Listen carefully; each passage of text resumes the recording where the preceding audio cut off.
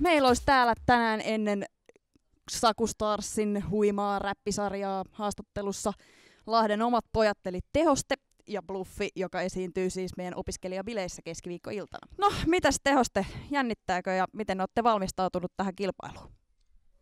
No ei nyt hirveästi jännitä. No keikka tää on niinku muutkin.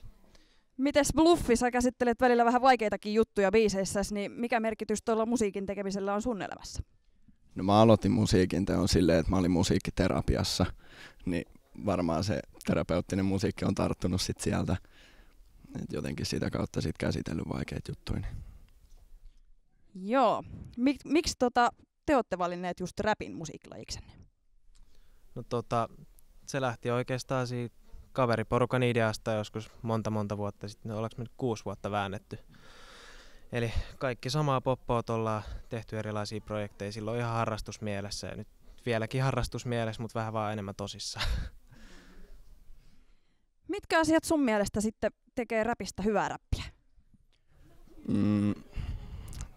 Nyt on kyllä vaikea. Se vaan täytyy kuulostaa hyvältä. Teksteistä täytyy olla hyvää sisältöä ja taustat täytyy olla hyvin tehty. Et koko paketti vaan.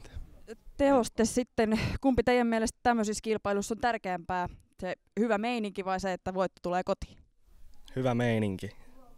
Hyvä meininki ehdottomasti. On aikaisemminkin Saku Starsseissa ollut mukana, niin täällä on aina se meininki ollut se juttu. Bluffi, oletko itse joskus osallistunut johonkin tämmöisiin kilpailuihin? Oon. Muutaman kerran ollut mukaan sellaisessa Sound X-kilpailussa. Ja nyt vähän aika sitten oli kilpailu, missä olin yksin esiintyä. Muutaman kerran joo. Olisiko sulla antaa näille pojille mitään vinkkejä? No me ollaan aina oltu siellä porukassa, niin ihan mennään samalla, mitä aikaisemminkin. Hyvin menee. Mutta ei muuta kuin onnea vaan kisaa teille ja hyvää keikkaa. Kaikki keskiviikkoiltana opiskelijabileisiin katsomaan vai mitä?